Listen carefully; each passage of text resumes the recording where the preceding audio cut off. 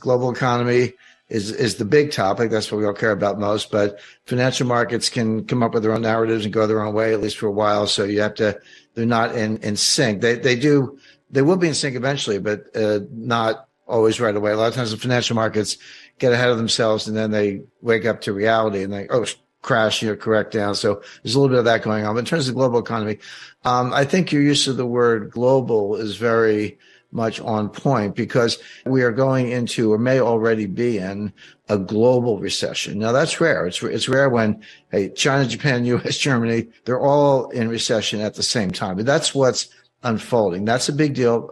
For obvious reasons, because, it affects basically everyone, but, there's no life preserver. There's no, it's not like China's going to pull us all out of it with cheap exports or Japan's going to, put the pedal to the metal in terms of fixed, asset investment, et cetera.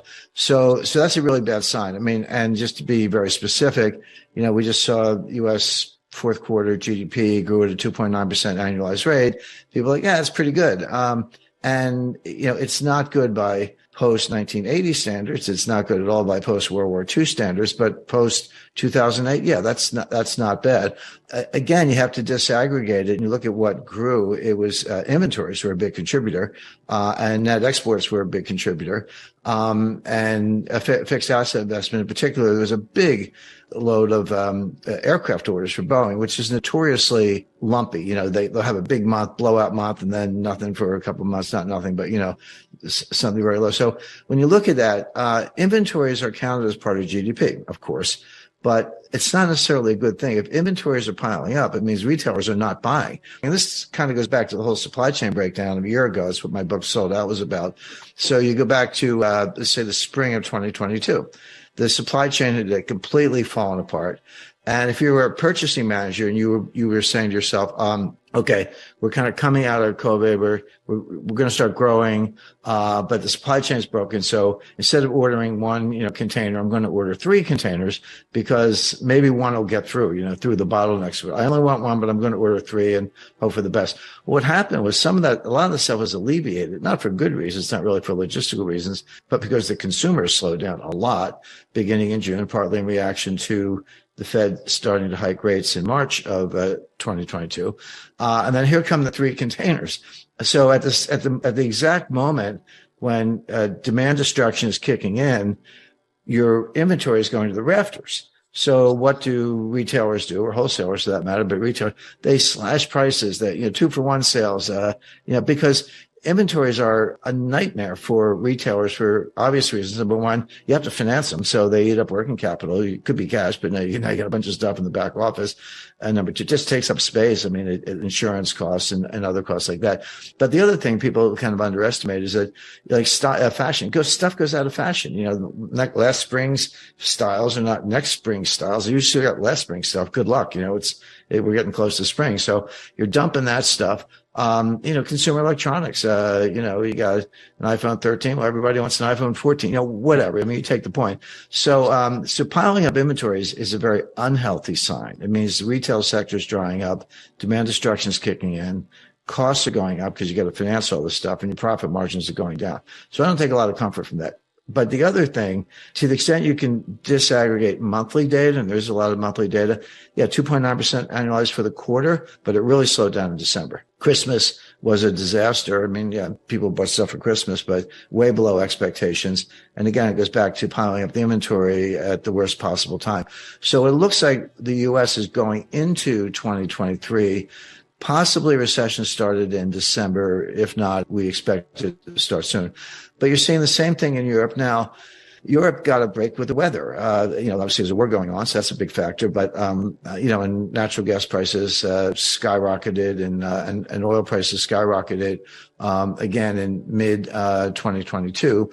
They've come down, but it doesn't mean that, all is well or they're out of the woods. And there are other things going on. China is a basket case. They went from zero COVID. It was bad public policy and bad health policy, but they did it anyway. So they flipped almost on a dime. So they just turned on a dime and said, okay, let it rip. The policy, let it rip. Okay, let everyone get infected and we'll do the best we can.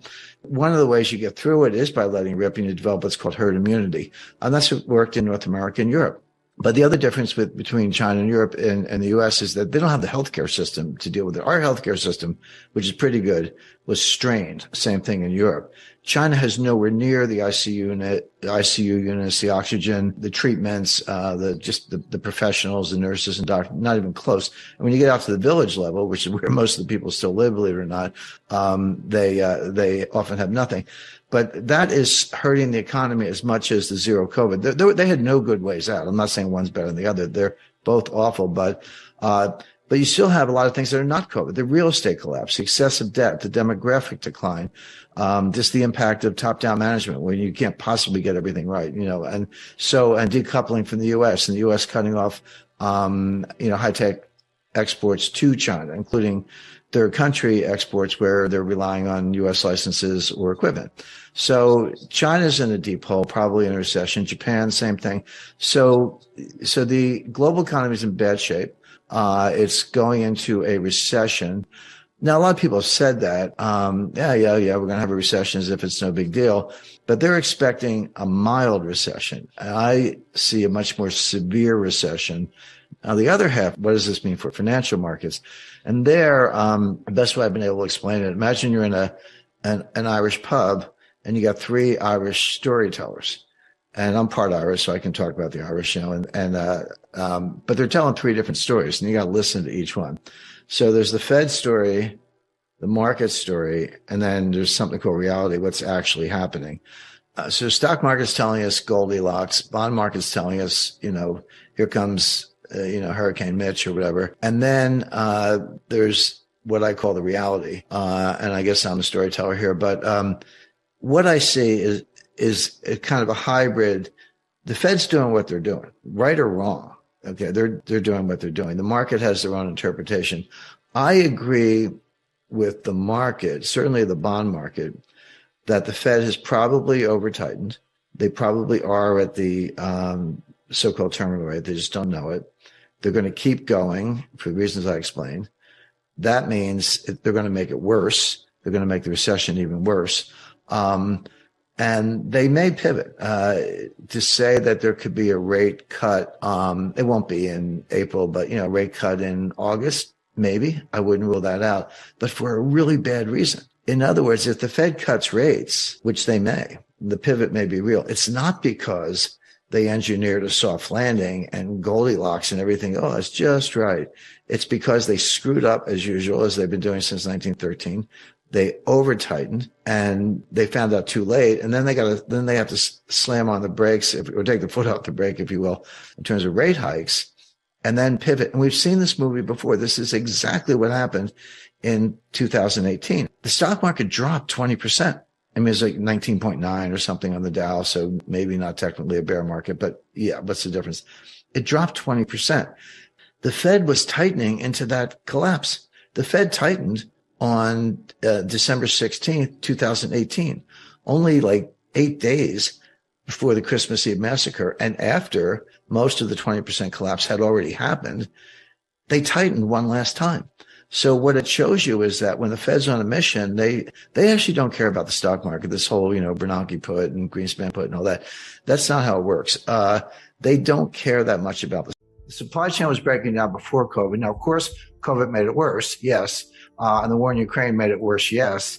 But this really started with Trump's trade war in 2018. That, like I said, there's a thread that runs through all these things. So not to throw out my hands, I'm not going to do that. But when you ask me that, I'm thinking, well, I talk about China, Ukraine, supply chain, Biden, they're all a big deal. In terms of tragedy, probably the war in Ukraine is the most important because it's highly, highly significant economically and strategically. But of course, it's a human tragedy going with it. If Chinese real estate implodes, okay, there's some hardship here and there, but it's not like people being killed or maimed or forced into refugee status. And that is part of what's going on in Ukraine. So that's probably the biggest single one, but I wouldn't miss the fact that all these things are going on at once. The number one question, because everyone's concerned about inflation, but there's a big backstory there. But I always say when it comes to your own money, everybody has a PhD in economics. You don't need Larry Summers to tell you what's going on with your budget and your, ability to feed your family or keep a roof over your head. So people get inflation. One of the reasons it's so politically toxic is because it's unavoidable. You can't fudge it. You can't spin it. It's like, hey, if I used to fill up my Ford F-150 truck for $50 and now it's $125, A, you get it. It's right in your face. And B, that's $75 that you don't have to take your spouse out to dinner, buy a new jacket or whatever. So there's kind of demand destruction at the same time you're spending more money on the one thing you can't do without. So people get it. But then from there, the question I get the most is, hey, Jim, is this going to cause a recession? Are we going to have a recession? And as recently as a few months ago, I would say, yeah, I think so. You can see it coming late this year, early next year. Now I say, we're in a recession. I mean, it's not coming, we're in it. And there's data. I never make statements like that, Brian, without supporting it. So the standard definition of a recession is 2 consecutive quarters of declining GDP. There are a few more bells and whistles having to do with unemployment and a few other things, but that's the rule of thumb. So based on that, based on the best available estimate for a second quarter, likely to be accurate, we're in a recession today. Now, it's not severe, but that's like saying I'm in bed with pneumonia, but I'm not dying. Well, okay, but we're in a recession right now. And there's a lot of whistling past the graveyard. I mean, the stock market is still greatly overpriced. There's still, the buy the dips mentality hasn't gone away. It's still there. You got people like Jim Cramer yelling, buy Netflix or whatever. And, there's institutional support. There's momentum trading. Of course, 95% of the trading is by robots. So you got to reverse engineer the 27-year-olds from Bangladesh who don't get out much. They're the ones really writing these algorithms. Brilliant engineers, but you'd have to show them around Wall Street. So all that's going on. So we haven't really seen the market collapse, stock market collapse that I would expect in association with a severe recession has not happened yet. This is just going to play out. It'll get worse as the year goes on. All right. So you're expecting a major correction in stock markets on the back of a recession. I'm not alone. I mean, that is my expectation. I have my own models and I look at it closely. But if you listen to Michael Burry, Jeremy Grantham, Charlie Munger, these people have been around and they run, hundreds of billions. And they're saying the same thing. So every now and then someone will throw some statistic at me and I go, how long is your time series? And I go, we took it back 5 years. I was like, talk to me if you've done it for 100 years, because that's a little more meaningful. But Jeremy Grantham actually did do a 100-year time series and looked at bubbles all over the world, 1929 US, 1989 Japan, 2000 dot-com stocks, and many others. And he said he's never seen anything like it. It's a triple greatest bubble of all time times 3 in the sense that it's real estate, stocks, and other asset classes. So, I do. That is my view, but it's shared by a number of other analysts. And that would mean like S&P coming off another 20, 30%? Yes. And again, you have to remind people, 1929, everyone's like, October, I think 18th or 19th, it was late October 1929, the stock market fell 22% in 2 days. It wasn't one day, it was like 12% one day, 11% the next day, so 23% over 2 days. But that wasn't the crash. That was the beginning of the crash. This Dow Jones fell 82% from top to bottom. Now, it took 3 years. It bottomed in June 1932. Started in October 1929, so not quite 3 years. But that fell 82%.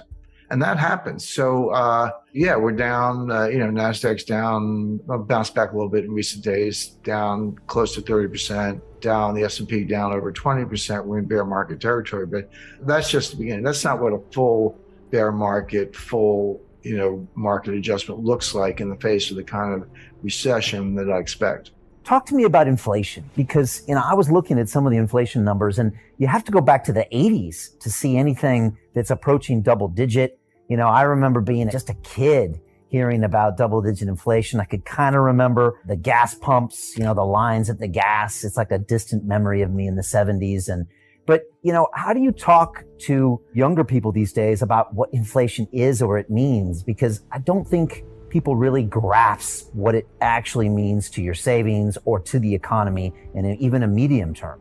That's exactly right, Brian. And if you're a little younger than I am, but I lived through it. I started my career in banking in 1976. And I remember my wife and I used to kid each other. She was in advertising, I was in banking, and the inflation was so bad, you'd get a raise every like 4 or 5 months. And you didn't have to ask. They would just give it to you because they knew that you were going to quit if they didn't keep up.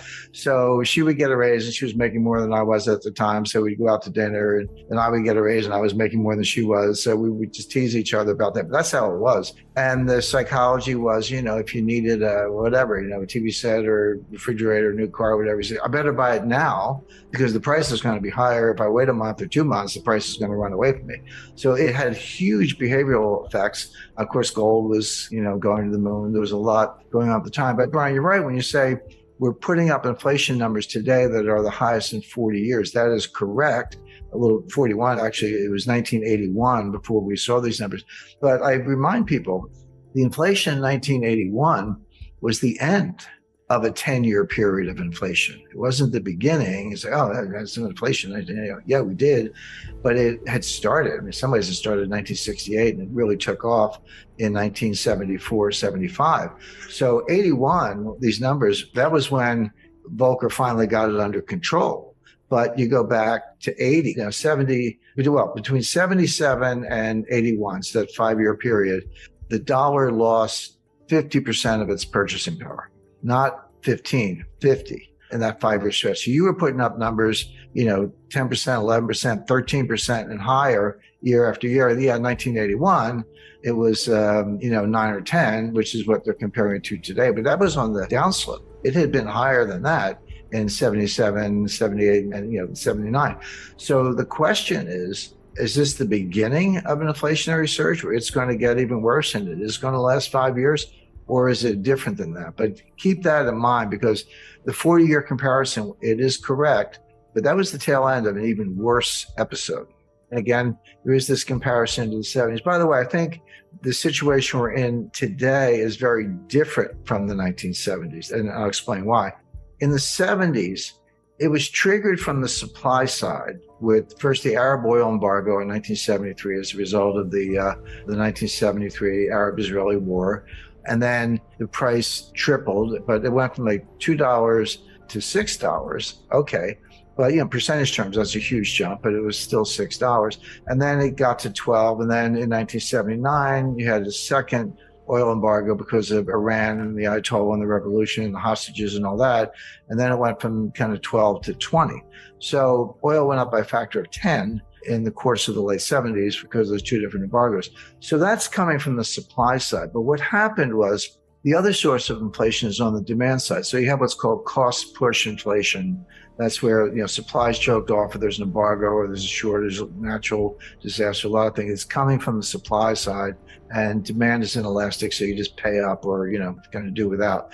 But the demand side is much more psychological. That's called demand pull inflation. That's when consumers behave the way I described. And as I said, I lived through the 70s, where, hey, I better buy it today. I better buy it now. You're pulling all this demand forward and bidding up prices because you're worried that it's going to get even worse. So as that applies to today, we are starting with the cost push inflation, mainly the price of energy, but the price of food is a big factor.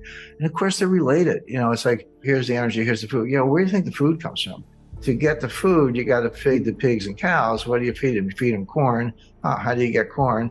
Well, you grow it on a farm. You need nitrogen fertilizer. You need diesel in your tractors. You get the food, you got to put it in a truck to get it from point A to point B. That requires diesel. The higher the diesel price, the higher the cost of food because you're moving it by truck, et cetera. So these things, as I say, are linked. But food prices are going up substantially. And the two things you can't do without, we got through 1998, we got through the dot-com crash, we got through 2008, we got through 2020 and COVID. There's actually a good size market drawdown in 2018 between October 1st, 2018 and Christmas Eve, what I call the Christmas Eve massacre. Stock markets dropped 20% in under 3 months when the Fed kept raising interest rates, even though the economy was weakening. So they have seen those, but every single time it came back, even in COVID, March, April 2020, the stock market went down 30%. It did. Just almost straight down. But by September, we were back to new all-time highs. And so it's not that they've never seen that kind of volatility, but they learned the wrong lesson, which is it always comes back. And we know why, because the Fed bails you out, the Fed floods the zone with money, the Fed talks it up, et cetera. But the counter example in 1929, when the stock market did crash, it was down 23% over 2 days. It was like a 12% day and an 11% day in late October 1929. But it kept going. The stock market crashed in October 1929, but it bottomed in June 1932. That was a 3-year moving crash or rolling crash, whatever you want to call it, with some rallies along the way. And the total damage was over 80%, not 30%, not 40%, down 80%. And what people don't know, many people don't know, is you said, okay, then it rallied in 1933 and 1934. The Fed messed up again and blundered again, as they usually do in 1937, and threw us into a double dip. But if you ask people, okay, well, everyone knows the stock market crashed in 1929. When did it regain those highs? How long did that take? The answer is 25 years. It was 1954 before the market recovered from 1929. Now, it doesn't mean there weren't gains along the way or you couldn't make money. You could.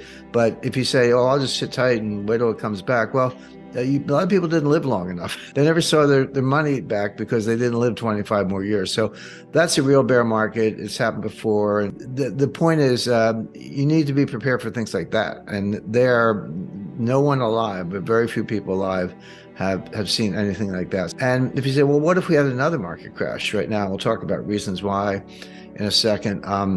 Why couldn't the Fed just come right back in and, print some more money and do the same thing over again and bail out the new failures, whoever they may be? You can just kind of keep bailing things out. Why not do it again? What's the big deal? Well, the answer is each bailout is bigger than the one before.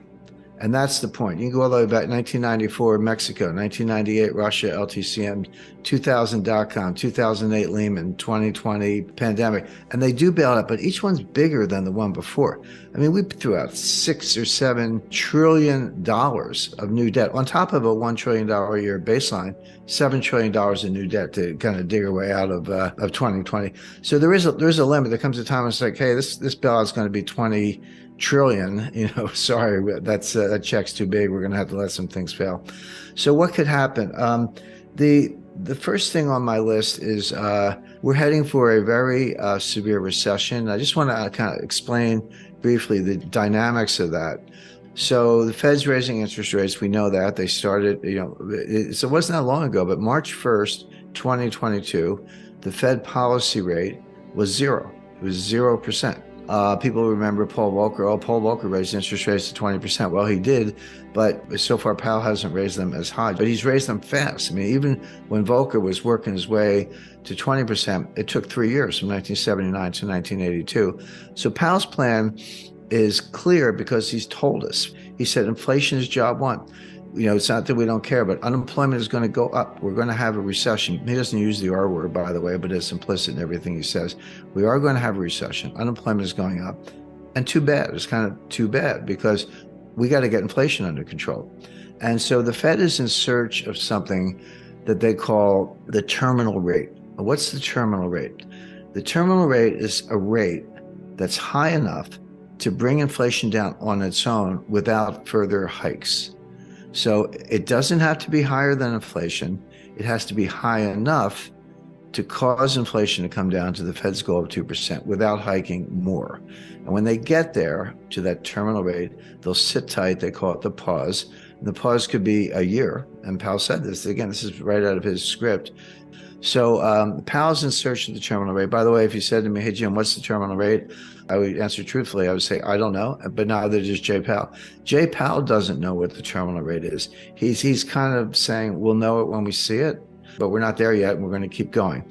And they have what they call the DOTS, silly name, but the members of the Board of Governors and the Federal Reserve Bank presidents give estimates, or their estimates of unemployment, inflation, growth, and interest rates for the next 3 years. and they put them as dots on a chart, so they call it the dots.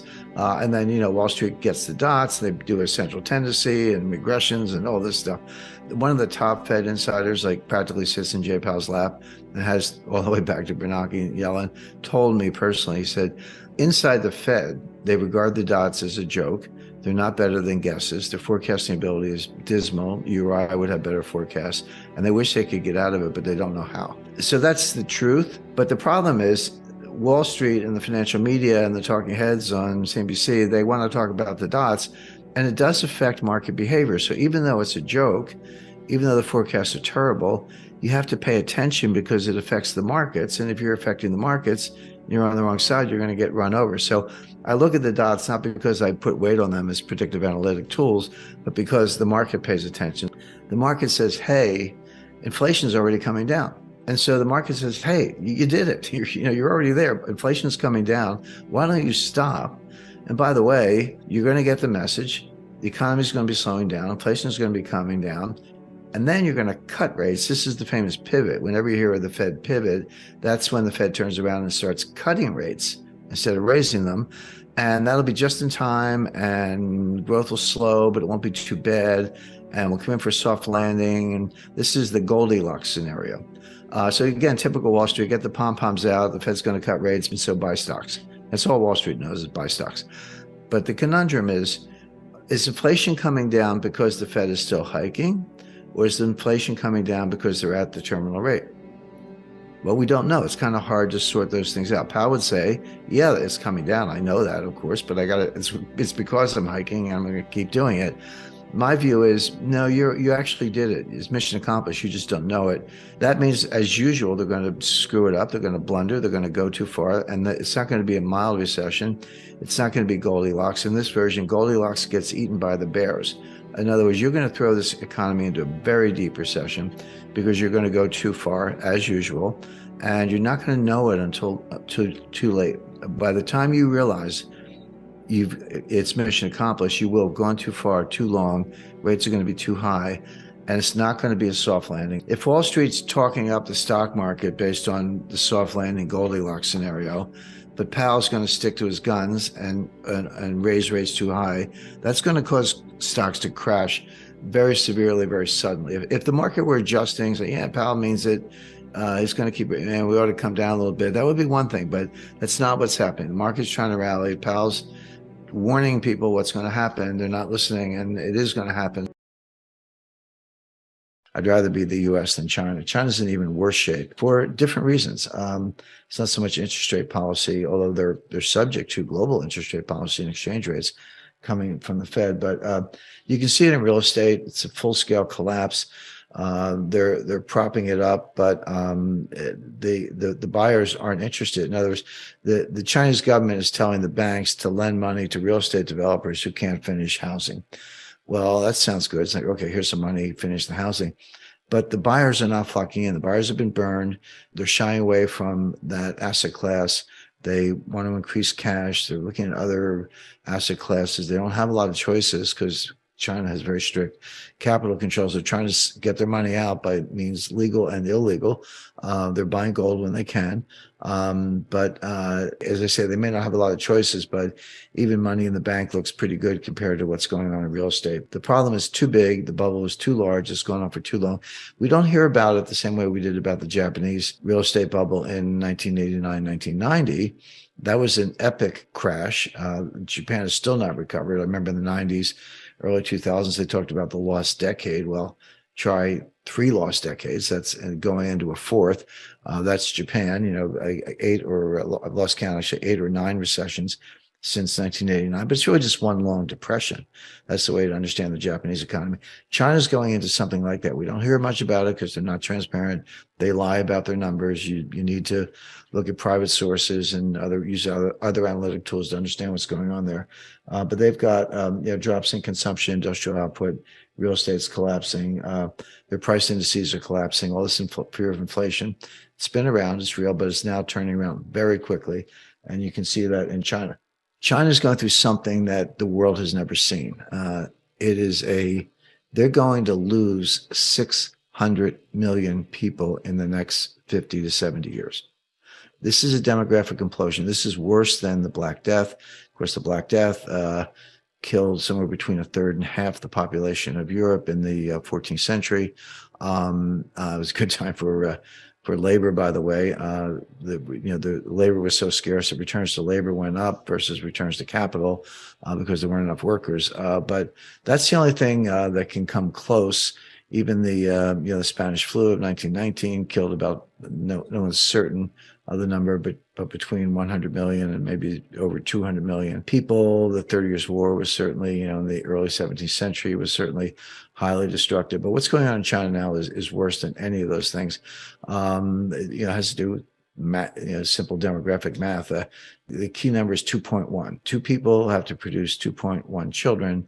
A man and a woman, or you can say per woman if you want, have to produce 2.1 children to keep the population constant. Why not two? Why not two producing two? The answer is infant mortality and those who don't make it to adulthood and can continue the repopulation of the planet, if you will. But they're not even close to that. They're well below two. And by the way, so is the rest of the world. So is Australia and the US and Western Europe and a lot of other places. This is a global phenomenon, but it's particularly acute in China. It may be the case that China's replacement rate is or birth rate is actually 1. It has to be 2.1 to maintain. It could be 1 or lower. This is a demographic implosion unlike anything anyone's ever seen. It also has a dynamic. You can't reverse it very quickly. It feeds on itself, as I was talking about inflation earlier. So this is going to continue for 50 to 75 years. They're going to lose 600 million people. There are a lot of definitions of GDP, 4 or 5 part definition. There are more complex calculations, but there's one really simple definition. It only has 2 factors: population and productivity. How many people are working and how productive are they? That's nominal GDP. That's one definition of gross GDP or nominal GDP. Well, if your population is dropping from 1.4 billion to 800 million, you're losing 600 million people. And then what about productivity? Well, the other thing that's going on is China's population is aging very quickly. So you get a population set people in the 70s, 80s, and 90s with very large amounts of cognitive decline, dementia.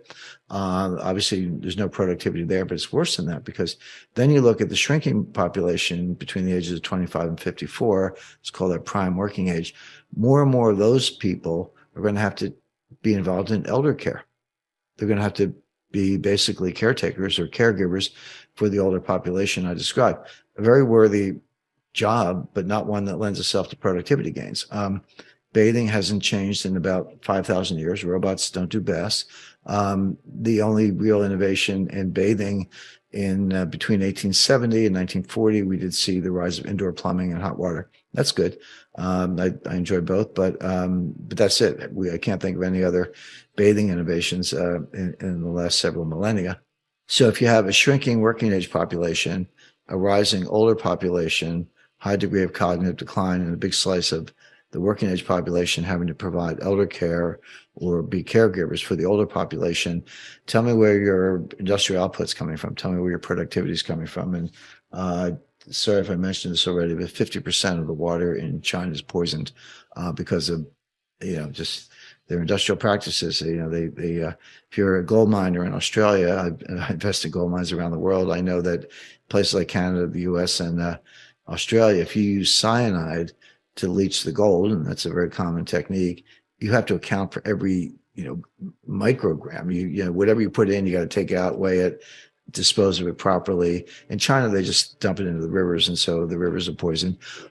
So China is an economic, demographic, industrial, moral, religious wasteland, and will suffer. It's already in a recession. Just to cut to the chase, again, they lie about their statistics. So here you have the 2 largest economies in the world, U.S. and China. U.S. is slowly going into what I expect will be a severe recession. China is in a century-long decline, unlike one that the world has ever seen. That could eventually lead to social unrest and a regime change, but let's not count on that in the short run. Just expect China to shrink and become more autarkic, decoupled from the Western world, and certainly not be a source of growth. Taiwan Semiconductor Manufacturing Company, the largest and most sophisticated semiconductor manufacturing in the world. And semiconductors are in everything. It's not just computers. There are 1,400 semiconductors in an automobile. There's a semiconductor or more in your dishwasher, your refrigerator, your washing machine. They're everywhere. Internet of Things. We all understand that. So TSMC, based in Taiwan. The United States has a military doctrine called the broken nest theory. And what it says is that if China, well, it comes from a Chinese proverb, ironically, and it says, if the nest is broken, how can the eggs survive? And what it means is that if China invades Taiwan, and I'm not forecasting an invasion, could happen though, we or the Taiwanese will very quickly destroy all the semiconductor manufacturers in Taiwan. We'll just blow them up. And China won't get anything. They'll have the broken nest. Taiwan Semiconductor knows this. They talk to the U.S. intelligence and military. We're in a recession. I mean, it's not coming. We're in it. It's a triple, greatest bubble of all time, times three, in the sense that it's real estate, stocks, and other asset classes. The largest, most sophisticated, biggest player, real money market in the world is telling you that the Fed's going to blink, that they're going to raise rates, but then things are going to get so bad, they're going to have to cut rates. And that's why we can see a liquidity crisis and a very severe recession coming well in advance. I haven't really seen the market collapse, stock market collapse that I would expect in association with a severe recession has not happened yet. This is going to play out. It'll get worse as the year goes on. Inflation was going up long before the war in Ukraine started. So if everything is great until February 27th, and then Russia invades, and then all of a sudden the inflation goes up. All right, let's talk about it. But that's not true. This inflation goes back to late 2021. It was persistent in the fall. We all remember the Fed and the Treasury saying transitory, transitory, transitory, and then finally, I think Jay Powell was testifying before Congress. He said, it's time to retire the word transitory. So that was his way of throwing in the towel. And Janet Yellen admitted she was mistaken also. This is going to be part of what throws the economy into severe recession. They're raising rates and inflation is coming down. But what they don't know is, are interest rates coming down because they're raising rates, or have they already hit the terminal rate and it's coming down on its own and they just don't know it? And that's a big deal, because if they're at the terminal rate and they just don't know it and they keep tightening, which they are going to over tighten, probably already have. The energy prices are going up because there's a war with Russia. Well, I wonder why that is. Well, the reason is not because Putin invaded Ukraine, it's because the U.S. counterattacked with financial sanctions. Now, bear in mind, go back to January 21st, 2021, when Biden was sworn in as president, and then went back to the White House. What was the first thing he did? He closed the Keystone XL pipeline. This is a pipeline that would bring oil from Alberta, Canada, into the United States, where we connect at a hub. I believe it's in Kansas, but somewhere in the central United States. And then the hub distributes it to the entire country. So he shut down that pipeline, which curtailed the supply of oil from Canada. And then we end up with oil prices doubling or tripling, really, from $40 to $120 in under a year. The other source of inflation is on the demand side. So you have what's called cost push inflation. That's where supplies choked off, or there's an embargo, or there's a shortage, natural disaster, a lot of things. It's coming from the supply side, and demand is inelastic, so you just pay up or kind of do without. But the demand side is much more psychological. That's called demand pull inflation. That's when consumers behave the way I described, and as I say, I lived through the 70s, where hey, I better buy it today, I better buy it now. You're pulling all this demand forward and bidding up prices because you're worried that it's going to get even worse. So inflation is coming down, no question. But is it because the Fed has continued to raise rates, or is it because the Fed has hit a terminal rate and all they have to do is nothing, just pause, as they put it, and inflation will come down where they want? The market believes we're at the terminal rate. The Fed should just stop right now, leave it alone. Sooner than later pivot to, that's the new buzzword, pivot to rate cuts.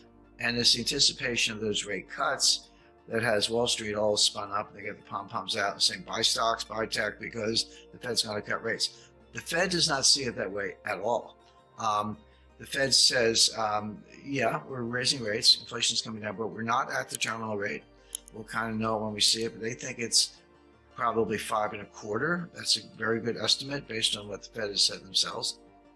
I started my career in banking in 1976, and so I remember my wife and I used to kid each other. She was in advertising, I was in banking, and the inflation was so bad, you'd get a raise every like 4 or 5 months, and you didn't have to ask. They would just give it to you because they knew that you were going to quit if they didn't keep up. So she would get a raise, and she was making more than I was at the time. So we'd go out to dinner, and then I would get a raise, and I was making more than she was. So we would just tease each other about that. But that's how it was. And the psychology was, if you needed whatever, a TV set or refrigerator, new car, whatever, you say, I better buy it now because the price is going to be higher. If I wait a month or 2 months, the price is going to run away from me. So it had huge behavioral effects. Between 77 and 81, so that 5-year period, the dollar lost 50% of its purchasing power, not 15, 50.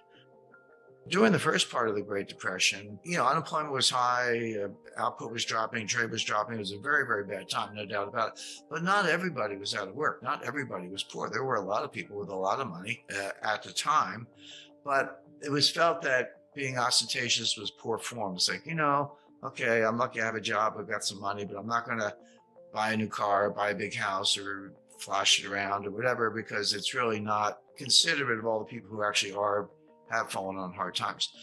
Well, that was the narrative, but it's the worst possible economic advice because it's precisely the fact that people with the money should keep spending that kind of can boost the economy out of a depression. So by people saying, well, even though I have the money, I'm not going to spend it because it's poor form, we're actually prolonging the Great Depression.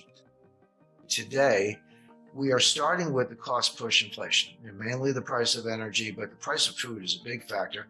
And of course, they're related. It's like, here's the energy, here's the food. Where do you think the food comes from? To get the food, you got to feed the pigs and cows. What do you feed them? You feed them corn.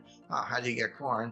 Well, you grow it on a farm. You need nitrogen fertilizer. You need diesel in your tractors. You get the food, you got to put it in a truck to get it from point A to point B. That requires diesel. The higher the diesel price, the higher the cost of food because you're moving it by truck, etc. So these things, as I say, are linked. But food prices are going up substantially. And the two things you can't do without are gas in the car and food. So you have that cost push inflation. We're not quite at the stage where it's demand pull. We're not quite at the stage where individual consumers are behaving the way I described in the 1970s, saying, hey, better spend the money fast because it's losing value. This damage was self-inflicted, but don't be misled by the headlines because they're, again, this narrative, but they're not actually doing it. So the point being, the price increase and the inflation in the U.S. has very little to do with Putin and everything to do with the U.S. handicapping its own energy industry, begging dictators for oil, and the influence of the climate alarmists. And by the way, that whole crowd want higher gas prices. They want gas to be $7, $8, $9 a gallon because they expect that will accelerate the transfer to electric vehicles and make the electric vehicle more attractive relative to the internal combustion engine. Now, that's another fantasy. It will never happen. But meanwhile, they're destroying the U.S. economy in pursuit of an ideological point that will never actually happen.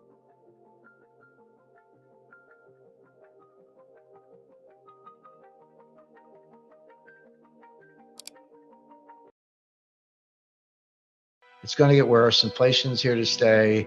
Commodities are going to boom. Oil prices are going to soar. Bonds are going to crash. And gold has been in a very funny situation, which is the following. Normally, you say, well, if there's inflation coming, why isn't the price of gold going to the moon? And why on earth would gold prices go up if there were deflation or disinflation? The answer is that you have to look at the yield to maturity on the 10-year Treasury note. That's our benchmark security. A lot of people look at LIBOR, but I'm like, no. If you're making investment decisions, you're buying a house, you're doing capital investing, these are all 5, 10, sometimes 20-year decisions. The 10-year note is the right benchmark for those large, long-term investments. Well, that's an alternative place to put money. You can buy gold, you can buy a 10-year treasury note. So what's been true since last summer is as the yield to maturity on the 10-year note goes up, that strengthens the dollar, and gold prices have gone down because the dollar price of gold is just another cross rate, just another cross exchange rate. So a stronger dollar means a lower dollar price for gold. But if the yield to maturity in the 10-year note goes down, then that weakens the dollar and the dollar price of gold goes up because a weaker dollar means a higher dollar price for gold. So curiously, the price of gold is being driven not by inflation in the abstract, but by the strength of the dollar, which is reciprocal to the interest rate on the 10-year treasury notes. But here's what has changed. I talk about gold bull markets and gold bear markets, and I start my analysis in 1971, and I don't have to go through all that data, but that's how I think about it. And you're like, well, Jim, why 1971? Why not before that? And of course, 1971, it was when Nixon stopped redeeming dollars for gold. Americans couldn't even own gold in 1971. It was contraband. It was like drugs or machine guns or something. But foreign trading partners could redeem dollars for gold up until 1971. And then Nixon said no more. And then that was the final decoupling. But prior to that, gold was actually money. In other words, under Bretton Woods, gold was pegged at $35 an ounce. Prior to Bretton Woods, it was pegged at $20.67 an ounce. So going back to the 1920s or earlier, through most of the 19th century. For the United States in sterling, I think it was $4.75. It could be off a little bit on that, but it was four pounds and change. And as late as World War I, say 1913, if you were a Brit and you were getting on the steamer from London to, at the time Bombay, today Mumbai, you took a purse of British sovereigns. British sovereign is about 8 grams, a little bit less. It's not an ounce; it's a quarter ounce, because an ounce is almost too much. So even today, what are you going to do with a 1 ounce coin that's worth almost $2,000? You're not going to use that to buy a pack of gum. But in the day, there was the quarter ounce, which today would be, like a $500 bill. So it's still a significant amount of money. But you could get on the steamer in Southampton and get off in Bombay at the time, and it was money good. You could take that British sovereign and spend it anywhere. And same thing in Singapore and Hong Kong and Japan or all around the world. So gold was actually money. So it wasn't a question of, what's the exchange rate? It was, the gold was the money, and people thought about it by weight. They said, a sovereign, that's 8 grams of gold. So that's worth, that'll get you whatever. So, and that was true throughout history. And so it's really only since 1971, when we decoupled completely in terms of an exchange rate, that you have to think about, what's the dollar price of gold? Because it's not fixed. But okay, well, what happened to the memory? What happened to the 3,000 years I just talked about? Well, the answer is it happened in stages, and it actually took about 75 years. So it began in 1914. 1914 was the outbreak of World War I. Everybody needed gold. There was a run on gold, and countries needed gold because they knew they would need gold to pay for the war, to try to win the war. Well, it didn't matter if you're Germany, UK, or whoever. And remember, the United States was neutral. The United States did not get in the war until 1917. The war started in 1914. So for those first 2.5 years, New York was a money center to all of Europe, to all the belligerents. So everyone scrambled for gold. So if you were a citizen, they asked you to bring your gold to the bank, and they gave you paper money. But people did it out of a patriotic. It's existential. War's not a normal market. If you lose the war, you got bigger problems than your gold. And so people put the gold in the banks. What did the banks do? They melted it down and made 400-ounce bars. And they said, don't worry, your money's backed by the gold, but keep using that paper money, but it's redeemable for gold. But by the way, they're 400-ounce bars. Nobody walks around with a 400-ounce bar in her purse. I'm sure you've seen one, and I have as well. They're heavy. They weigh about 35 pounds. You don't walk around with them. So all of a sudden, the gold was still there, and the paper money was backed by gold in theory, but the gold had disappeared into the banks. That's step one. Step two, and this happened in the 1930s, the central banks took the gold from the commercial banks. So first, the commercial banks took the gold from the people. Then the central banks took the gold from the commercial banks, and the Federal Reserve System told all the banks, hey, send your gold to the regional Federal Reserve Bank. And of course, most of it went to the Federal Reserve Bank in New York. So now it's not even in the banks anymore, right? But you're still walking around thinking your paper money is somehow attached to gold, but people haven't seen gold for a while, unless you're a collector. Step three, the United States Treasury and the finance ministries took it from the central bank. In 1934, the United States Treasury seized the gold of the Federal Reserve System. Bearing in mind, the Federal Reserve System is privately owned. And they gave them a gold certificate. And you go to the Federal Reserve System website today and, hunt around a little bit on the links and find the balance sheet of the Federal Reserve, and it's there. And look in the assets, and the first line item is gold certificate, and it's valued at $11 billion. But that's because they value the gold at $42 an ounce. And I've revalued it, the answer is at today's market that 11 billion is actually worth 470 billion. So the Fed has a hidden asset of 450 odd billion that's not on the balance sheet, represented by a gold certificate. But it's not the gold. The Treasury has the gold. And by the way, where do we keep our gold? I'm talking about the United States. The Treasury owns the gold. The Fed has a paper certificate. The gold is on two Army bases, West Point and Fort Knox. So I would say the Army has the gold. Gold has gone from citizens walking around having it in your purse, to commercial banks, to central banks, to finance ministries, held on an Army base. It's still there. The gold didn't disappear, but nobody talks about it, and everyone pretends it's not money. But of course it's money. But meanwhile, what's happened to the civilian population, the citizens? We stopped talking about it. We stopped saying it. We stopped learning about it. I remind people, just showing my age, but I got a graduate degree in international economics, and I was class of 74. But that was the year the IMF demonetized gold. But I was the last class that was taught gold in an academic setting as a monetary asset. If you're younger than I am and you know anything about gold, you're either self-taught or you went to mining college, because they just stopped teaching it. So now we have two generations of scholars who never learned a thing about gold. So they hid it, they took it, they buried it, they stopped teaching it, they stopped talking about it, and they pretended it's not there. Meanwhile, it is there.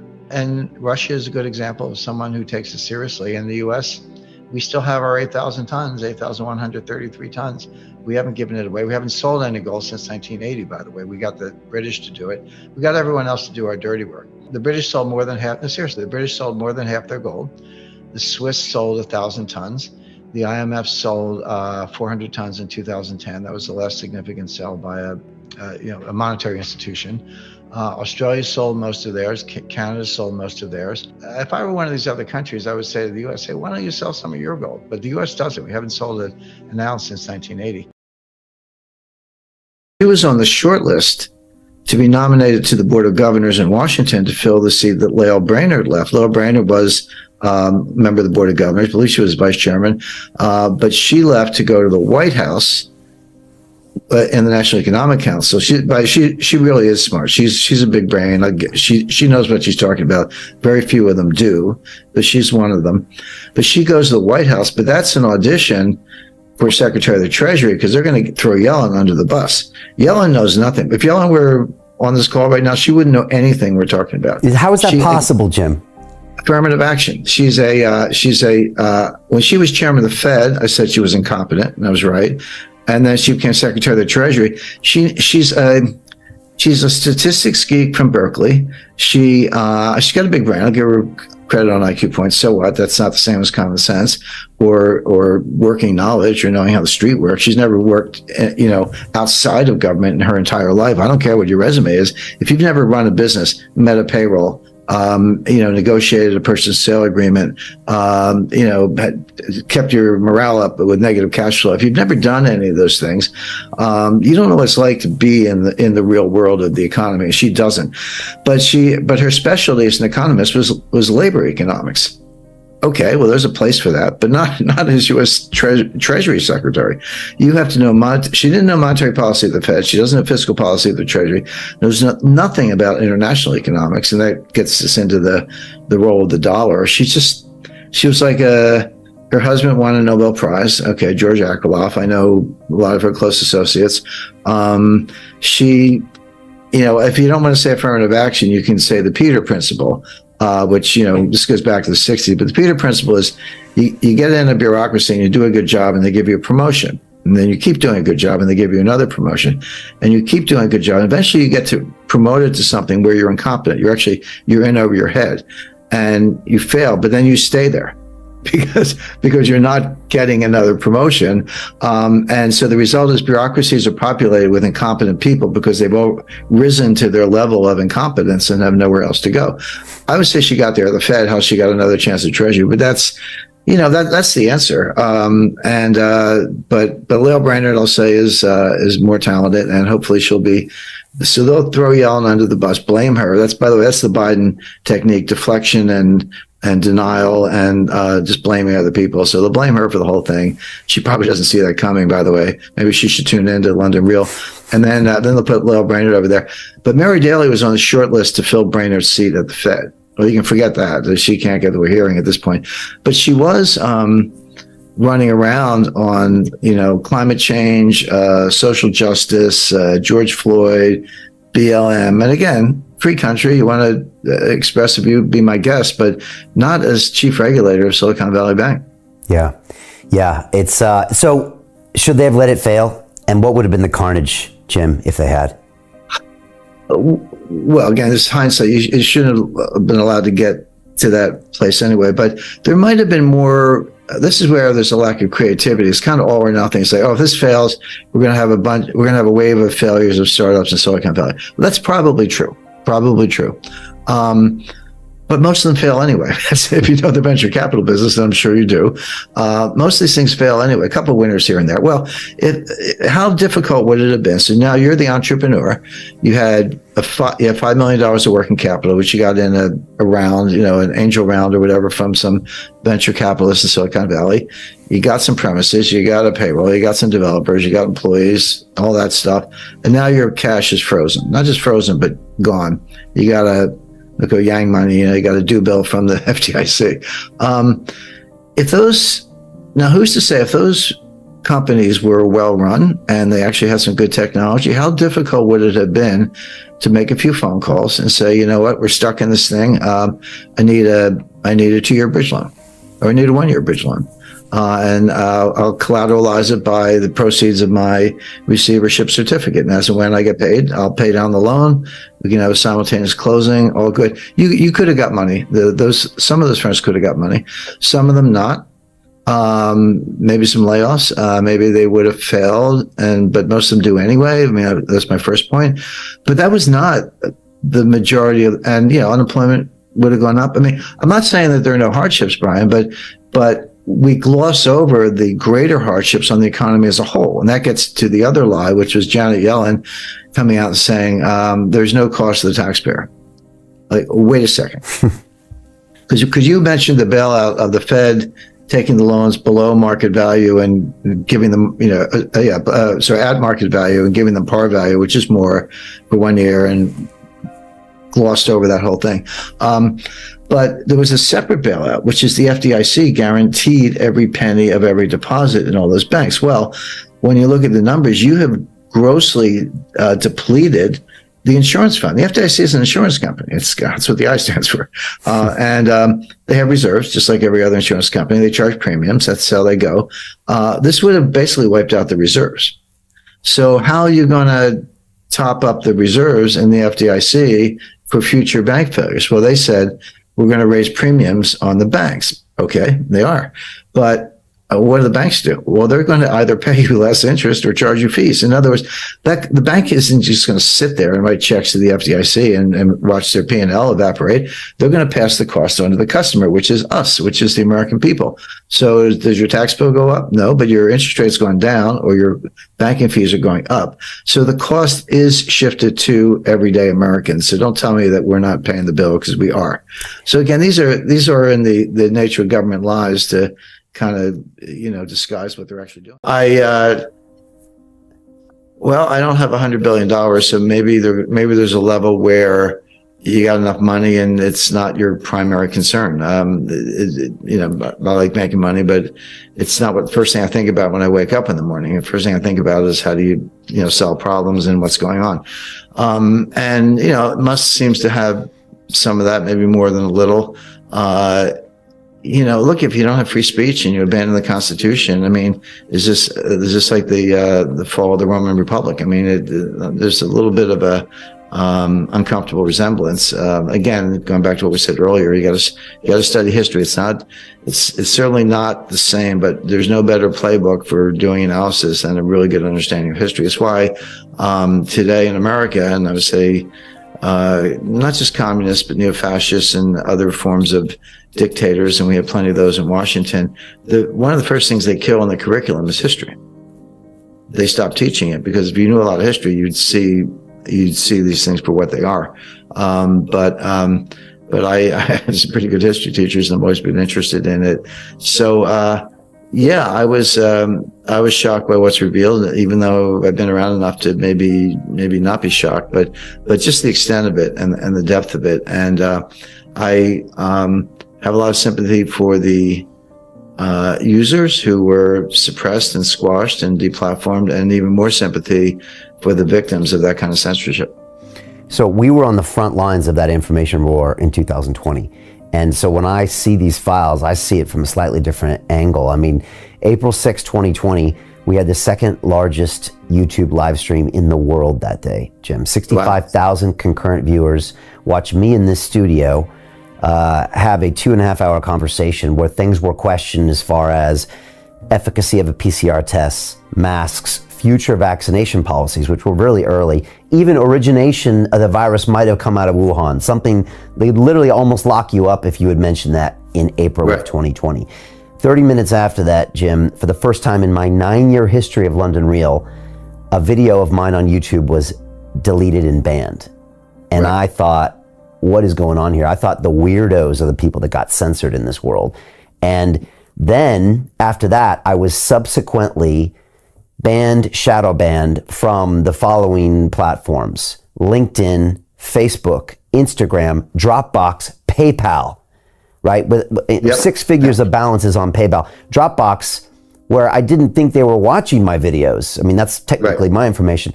And again, I'm not a conspiracy theorist. I leave that to the guests on my show that come on, because I think they have the right for free speech and we should all listen to what they have to say. But when I saw those Twitter files for the first time, Jim, I thought, okay, if there was a coordinated effort, it would have to come from a single source. And why not come from someone who's trying to say, please, can we stop people talking about X? So I saw it in a slightly different way, to where I was like, oh, okay, now I could see maybe how that coordination could happen. And I like the way you put it, Brian. You said with this guest, this particular show, you were questioning things. You weren't being categorical about this. You say, well, maybe it did come from Wuhan. And that's what you're supposed to do. My book, the New Great Depression, came out in January 2021. Interestingly, the publication date was delayed because of the supply chain, which was my next book. But I had it pretty much done by the summer 2020. And what strikes me was the evidence was there then. Now, 2 years later, you're watching whatever, Tucker Carlson or, Alex Berenson or others. I'm sure there are many in the UK. And they're saying, do you know that the masks don't work and the lockdowns don't work? And this thing looks like it came from Wuhan. I was like, yeah, I do. And I said that in 2020, but the point is the evidence was there. It wasn't guesswork. I'll give you a real quick example. The leading epidemiologist for virologists of the 20th century, maybe all time, is Dr. D.A. Henderson. Now, D.A. Henderson is not a household name, but if there's a single individual most responsible for eradicating smallpox on the planet Earth, it was D.A. Henderson. He won the Presidential Medal of Freedom, which is our highest civilian honor, equivalent to the Congressional Medal of Honor in the military, dean of the Bloomberg Johns Hopkins School of Public Health. I mean, you can't go any higher in the profession, have more respect than D.A. Henderson. He wrote a paper in 2005 that said lockdowns don't work. And he had the research to back it up. This was at the time, I believe it was the swine flu was going. There was an avian flu and a swine flu during the Bush administration. Bush was actually very concerned about it. And Henderson wrote this paper, said they don't work. And I cited that in my book. But the point is, we didn't have to wait until 2021 or 2022, in China's case, today, to find out that lockdowns don't work. In 2020, we had a paper from 2005 that said the same thing. He said, if you have an island and there's no airstrip and only one way in or out, and you got 100 people, maybe, but that's not North America, that's not Europe, that's not the world. They just don't work. Well, if we knew that from the leading epidemiologist, maybe of all time, why didn't we follow that advice? Well, the answer was it was a hidden agenda. They wanted to shut people down. They wanted to basically we empowered the inner fascists in all these government bureaucrats. I mean, it was Black Scholes, it was Fisher Black, Myron Scholes, but there was a third contributor, and he won the Nobel Prize, which was Robert C. Merton. Merton was at Harvard, and Fisher and Myron had worked on this for a long time and had come close, but weren't all the way there. They went to Merton to help with the math, actually, and Merton solved the math problem for them, but to his credit, very generous, another really nice guy, he said, look, you guys go ahead and publish this, and then I'll tag along a few months later with my contribution. And the Nobel Prize is not awarded posthumously.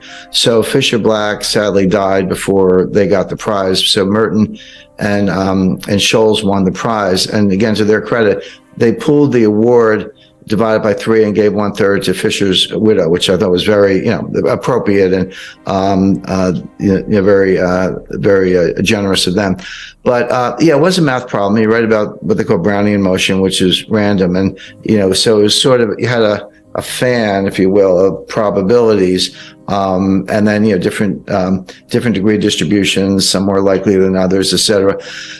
Having said that, and the success of Myron used to say, Jim, if only I had patented the idea and had like a fraction of a penny on all the notional value, I'd be the richest man in the world, which is probably true. Yeah. But they didn't. They put it in an academic journal. But there are assumptions in Black Scholes which you can question. I'm not dinging the model. Science is always, hey, let's make it better. It doesn't mean you don't use what you have. But they assume a risk-free rate. Well, is there really anything, is there a risk-free rate? Is the United States risk-free? I don't think so, actually, and it's getting riskier by the day. So you can kind of question that assumption. Does the future resemble the past with some probability, some degree of distribution of probability? Not always. I mean, and maybe less frequently now than ever. And they also assume that prices move continuously. Prices go up and down, of course, but that you could get, if it were going up, you could get out of certain levels. If it were going down, you could put stop losses on your position and get out of certain levels. You could manage it. And of course, that was a big contributor to the 1987, October 19th, 1987 flash crash, when the market fell 22% in one day. I mean, today we get worked up if it's down 22% in a year, which it was last year, approximately. But this is 22% in one day. But it turns out none of that's true. Markets don't move continuously, or if they do, it's when you don't care. When you do care, they just gap. They gap down or they gap up. You miss it, you blink, and it's at a completely different level. It's been repriced. Now, you can still get in and out, but you've either made a lot of money or lost a lot of money, in the blink of an eye. So when you take those characteristics, and this is how I started kind of, deconstructing it, if you will, and say, well, look, markets are not efficient. That's nonsense. They don't move continuously and slowly. They gap up and they gap down. And if you're not ready for that, you've missed the boat. Nothing's risk-free. So why don't we start there? When I started identifying those factors that, in my view, were incorrectly applied in long-term capital, but really everywhere, and you say, well, what looks like that? Well, the answer is a complex dynamic system. A system that produces hurricanes and tornadoes and lightning bolts and power outages and earthquakes and tsunamis. Those are all examples of the results of complex dynamic systems. An earthquake doesn't sneak up on you. It just the ground falls out from under you instantly. And that's what happens in markets. So then I said, well, maybe that's a better model. Of course, it is. So, very good point, Brian. So let's go back to Brazil, Mexico, Argentina, the Latin American debt crisis, broadly defined in the early 1980s. That played out, the intense phase lasted about 3 years, 82, 83, 84. It wasn't until 1990 that we got around to Brady bonds, which were the ultimate refinancing technique. But the intense period lasted about 3 years. Come forward to 1998, long-term capital management. That was about 3 months. That was July, August, September 1998. SVB was 3 days or less. It was like Wednesday, Thursday, Friday, and done. And I talked to a guy. I know no reason to mention names, but runs one of the largest endowments in the world.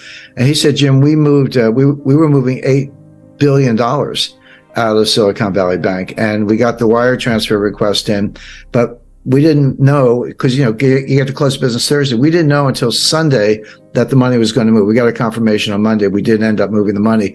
But there was about a 48-hour period there from Friday to Sunday when no one knew. The wires hadn't been completed. The recipients didn't have them. It was just in limbo. And it worked out. One of the big crypto promoters, they forget the name, the particular name of the bank, but they backed one of the stable coins, actually it's USDC, had $3 billion in Silicon Valley Bank. And they talked about, all these small entrepreneurs and startups, they got 100 employees and 5 million in working capital, and that money's gone and they're all going to fail. There was something to that, but the fact is you had Roku, Cisco, eBay. I mean, there were huge companies with multi-billion-dollar deposits in that bank. It wasn't all a bunch of little guys. So, but yeah, you can. In the old days, you had to line up around the block, and maybe it was raining. You're standing there in the rain, waiting for your turn to get up to the tower. Now you can be in line at McDonald's, with your cell phone, and just a couple hits, QR code, and boom, $10 million is gone. And what Peter Thiel did, and he was right. I mean, I'm not criticizing him. He got his own money up, but he sent out like an SOS to Silicon Valley. He said, all of you, whoever you are, get your money out now. And a lot of people did, and that was that $40 billion. So the time frame is becoming more compressed because of technology. You're exactly right about that, which means that the response function has to be equally compressed, or else you are going to have all the consequences of an honest to goodness global financial crisis. So, and I'm not sure if everyone knows the sequence, but on Friday night, March 10th, the FDIC took over Silicon Valley Bank. And they issued a press release, and they said, here's what we're doing. We're taking over. We're putting it into what's called a receivership. Anyone with $250,000 or less, your deposits are fully insured. No worries. You'll have your money Monday morning. And over $250,000, your deposits are gone. They didn't say frozen. They didn't say suspended. They said gone.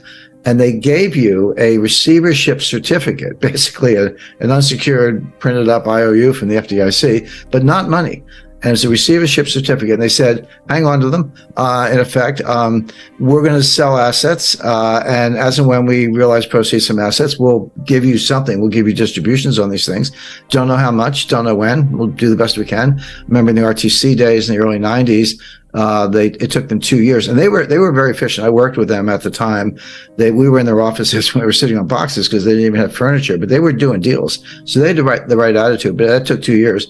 So, and that was it. Well, that's when I call the billionaire crybabies came out and forced, Bill Ackman, all these guys. Oh, you got to save us, I was like, well, you got to trade on Bill. $5 billion is not enough. But anyway, they pounded on the White House all weekend. Now here's something that very few people, almost nobody knew at the time except the management, although they seemed to be asleep at the switch. Everyone's like, startups, venture capital. There's a lot of truth to that. 97% of the deposits at Silicon Valley Bank were uninsured. And by the way, that's my new metric for assessing banks. You used to look at, working capital and debt equity ratios and, bad assets, governments. There are lots of ways to measure the health of a bank. But the most relevant way right now is, and this is publicly available, take the ratio of uninsured deposits to total deposits. 30% is comfortable. If you're like, 70% of my deposits are insured, which means they're not panicky. They're not necessarily going to run for the hills. 30%, okay, uninsured, but I have assets. I have that much cash or more. That's a comfortable ratio. When you get over 50, you're in the danger zone. Well, Silicon Valley Bank was 97% uninsured, which meant all the money was going to run, and it did. So that's a way, if you're looking at these big banks or any institution or your own savings institution, to look at it. But Silicon Valley Bank was a climate bank. Were they investing in startups? Yes. Were they investing in technology? Yes. But these were climate. These were green new scam startups looking at battery technology, chemistry, physics, to try to make a better battery. But not much improvement in the battery in 200 years, but they're working on it. Wind turbines, other sustainable fuel alternatives, et cetera. Again, I'm not do that if you like, if that's your field of research, but so much as is subsidized by the government and then further subsidized by Silicon Valley Bank. And that's where the assets were. That's where the loans were, by and large. And so the White House is getting hammered, not only because of entrepreneurs, job losses, and by the way, we are in an election cycle here in the United States, but from the greenies, who are extremely powerful. So that was Friday night. So Saturday, everyone's crying to the White House. Sunday night at 6 o'clock. By the way, mark that on your calendar. Sunday, 6 p.m. is when they tell you what they're going to do. 6 p.m. Sunday, November 12th, they came out on, March 12th, they came out on Silicon Valley Bank. The following week, 19th, that was Credit Suisse. So let's go back to Brazil, Mexico, Argentina, the Latin American debt crisis, broadly defined in the early 1980s. That played out, the intense phase lasted about 3 years, 82, 83, 84. It wasn't until 1990 that we got around to Brady bonds, which were the ultimate refinancing technique. But the intense period lasted about 3 years. Come forward to 1998, long-term capital management. That was about 3 months. That was July, August, September 1998. SVB was 3 days. Or less. It was like Wednesday, Thursday, Friday, and done. And I talked to a guy. I know no reason to mention names, but runs one of the largest endowments in the world. And he said, Jim, we moved. We were moving $8 billion out of Silicon Valley Bank, and we got the wire transfer request in, but we didn't know, because you have to close business Thursday. We didn't know until Sunday that the money was going to move. We got a confirmation on Monday. We didn't end up moving the money, but there was about a 48-hour period there from Friday to Sunday when no one knew that the wires hadn't been completed. The recipients didn't have them. It was just in limbo, and it worked out. One of the big crypto promoters, they forget the name. Well, the particular name of the bank, but they back one of the stable coins. Actually, it's USDC. Had $3 billion in Silicon Valley Bank, and they talked about all these small entrepreneurs and startups. They got 100 employees and $5 million in working capital, and that money's gone, and they're all going to fail. There was something to that, but the fact is, you had Roku, Cisco, eBay. I mean, there were huge companies with multi-billion-dollar deposits in that bank. It wasn't all a bunch of little guys. So, but yeah, you can. In the old days, you had to line up around the block, and maybe it was raining. You're standing there in the rain, waiting for your turn to get up to the tower. Now you can be in line at McDonald's, with your cell phone, and just a couple hits, QR code, and boom, $10 million is gone. And what Peter Thiel did, and he was right. I mean, I'm not criticizing him. He got his own money up, but he sent out like an SOS to Silicon Valley. He said, all of you, whoever you are, get your money out now. And a lot of people did, and that was that $40 billion. So the time frame is becoming more compressed because of technology. You're exactly right about that, which means that the response function has to be equally compressed, or else you are going to have all the consequences of an honest to goodness global financial crisis. So, and I'm not sure if everyone knows the sequence, but on Friday night, March 10th, the FDIC took over Silicon Valley Bank, and they issued a press release, and they said, here's what we're doing. We're taking over. We're putting it into what's called a receivership. Anyone with $250,000 or less, your deposits are fully insured. No worries. You'll have your money Monday morning. And over $250,000, your deposits are gone. They didn't say frozen. They didn't say suspended. They said gone. And they gave you a receivership certificate, basically an unsecured printed up IOU from the FDIC, but not money. And it's a receivership certificate. And they said, hang on to them. In effect, we're going to sell assets. And as and when we realize proceeds from assets, we'll give you something. We'll give you distributions on these things. Don't know how much, don't know when. We'll do the best we can. Remember in the RTC days in the early 90s, it took them 2 years, and they were very efficient. I worked with them at the time. We were in their offices when we were sitting on boxes because they didn't even have furniture, but they were doing deals. So they had the right attitude, but that took 2 years. So, and that was it. Well, that's when I call the billionaire crybabies came out and forced, Bill Ackman, all these guys. Oh, you got to save us, I was like, well, you got to trade on Bill. $5 billion is not enough. But anyway, they pounded on the White House all weekend. Now here's something that very few people, almost nobody knew at the time except the management, although they seem to be asleep at the switch. Everyone's like, yeah, startups, venture capital. There's a lot of truth to that. 7% of the deposits of Silicon Valley Bank were uninsured. And by the way, that's my new metric for assessing banks. You used to look at, working capital and debt equity ratios and, bad assets, governments. There are lots of ways to measure the health of a bank. But the most relevant way right now is, and this is publicly available, take the ratio of uninsured deposits to total deposits. 30% is comfortable. If you're like, 70% of my deposits are insured, which means they're not panicky. They're not necessarily going to run for the hills. 30%, okay, uninsured, but I have assets. I have that much cash or more. That's a comfortable ratio. When you get over 50, you're in the danger zone.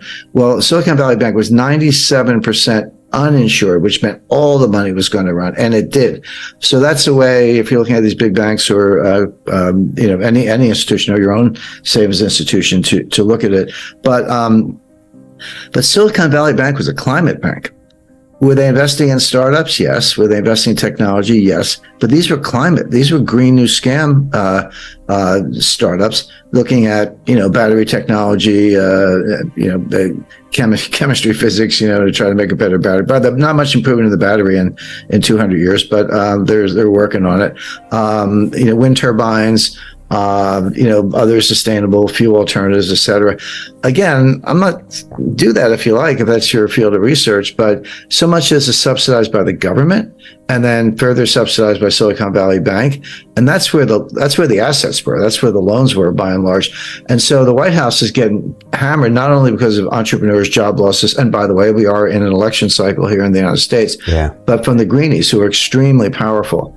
So that was Friday night. So Saturday, everyone's crying to the White House.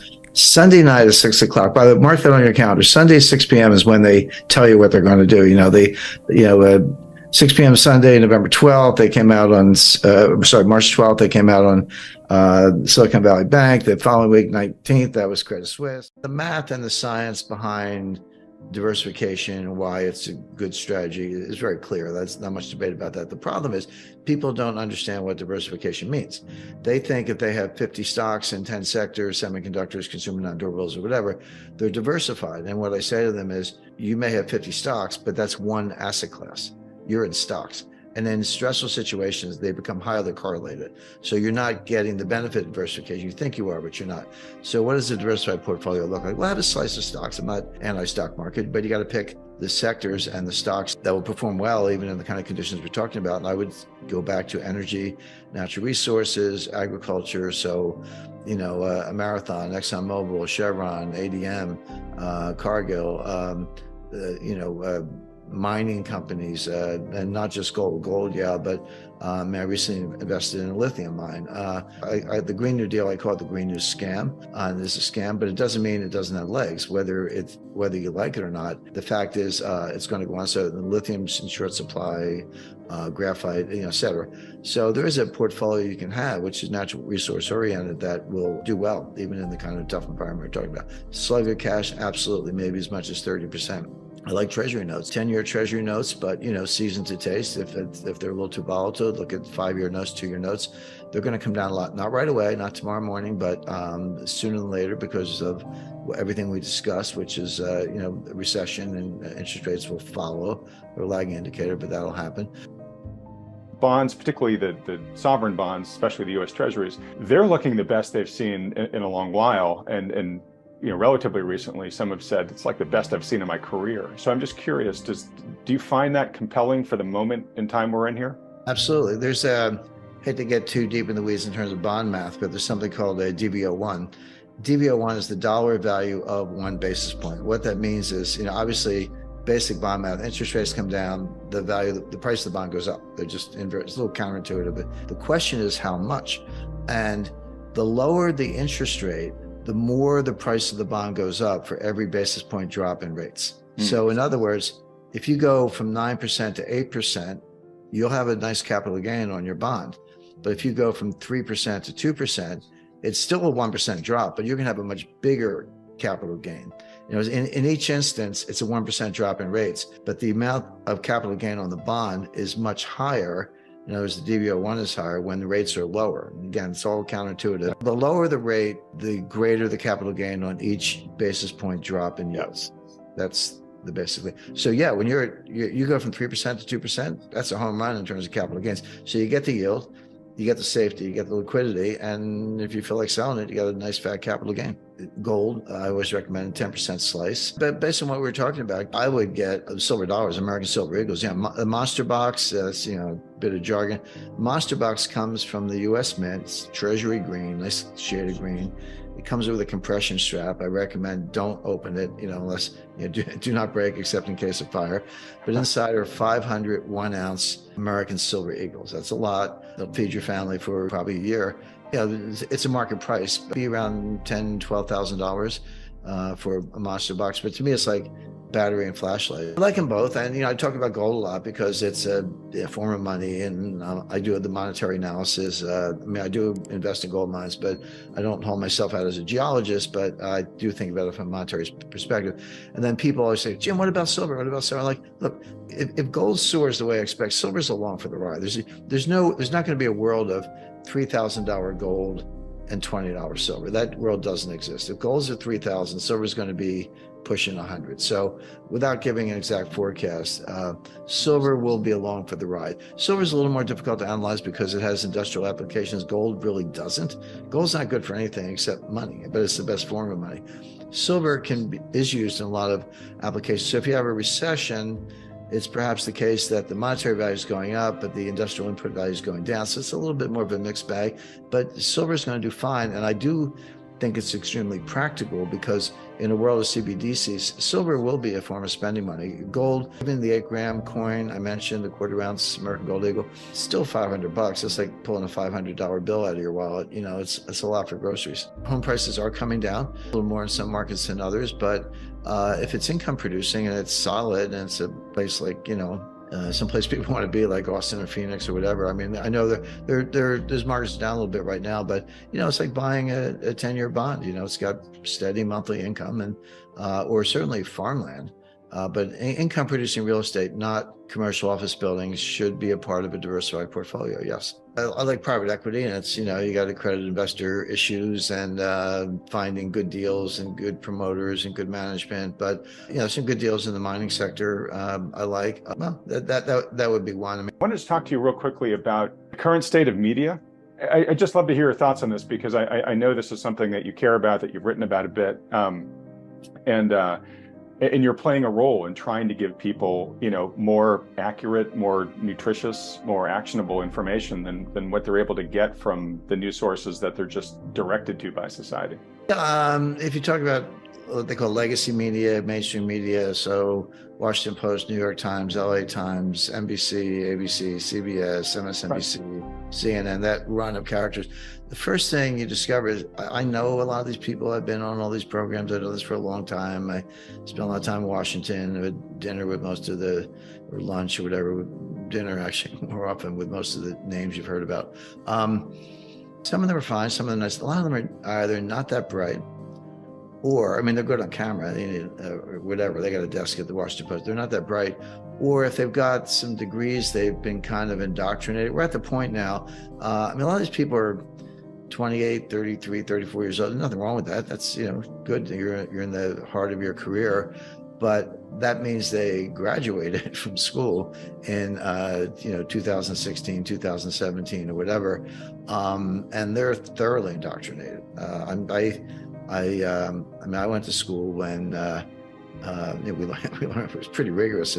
I had one program where they graded, you needed a C+ average to graduate, but they graded on a C- curve.